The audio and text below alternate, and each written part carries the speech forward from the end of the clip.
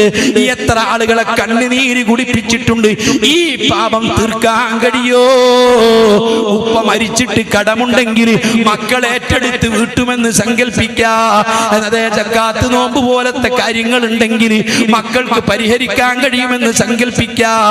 അള്ളാഹ് പുറത്തു കൊടുക്കുമെന്ന് സങ്കല്പിക്കാം. അതേ സമയത്ത് ഏത് ഹാജിയാരാണെങ്കിലും ഏത് ആളാണെങ്കിലും എത്ര മൗലിദോദിയാലും എത്ര സുന്നത്ത് ചെയ്താലും പ്രസംഗിച്ചാലും ജീവിതത്തിൽ ഒരു പാവപ്പെട്ടവനെ വേദനിപ്പിച്ചിട്ടുണ്ടെങ്കിൽ, കണ്ണുനീര് കുടിപ്പിച്ചിട്ടുണ്ടെങ്കിൽ, സങ്കടപ്പെടുത്തിയിട്ടുണ്ടെങ്കിൽ, ദുഃഖിപ്പിച്ചിട്ടുണ്ടെങ്കിൽ, പ്രയാസപ്പെടുത്തിയിട്ടുണ്ടെങ്കിൽ, ആ പ്രയാസപ്പെടുത്തിയ മനുഷ്യനെ സന്തോഷിപ്പിക്കാതെ അത് പൊരുത്തപ്പെടിക്കാതെ നീ രക്ഷപ്പെടൂല.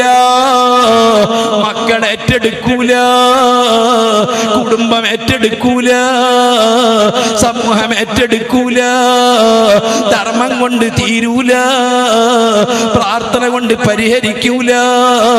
വലിയ ആലിമീങ്ങൾ വന്ന് ദുആ ചെയ്ത് ദിക്റ് ചൊല്ലി ഖുർആൻ ഓതി വലിയ വലിയ ആളുകൾ വന്ന് മയ്യത്ത് നിസ്കരിച്ചത് കൊണ്ട് ഒരു പാവപ്പെട്ടവനെ കണ്ണീര് കുടിപ്പിച്ചത്, ഒരു ആലിമിനെ കണ്ണീര് കുടിപ്പിച്ചത്, ഒരു പാവപ്പെട്ടവനെ കണ്ണീര് കുടിപ്പിച്ചത്, വേദനിപ്പിച്ചത് റബ്ബ് പൊറുക്കൂല, നികത്താൻ കഴിയൂല, അത് തിരുത്താൻ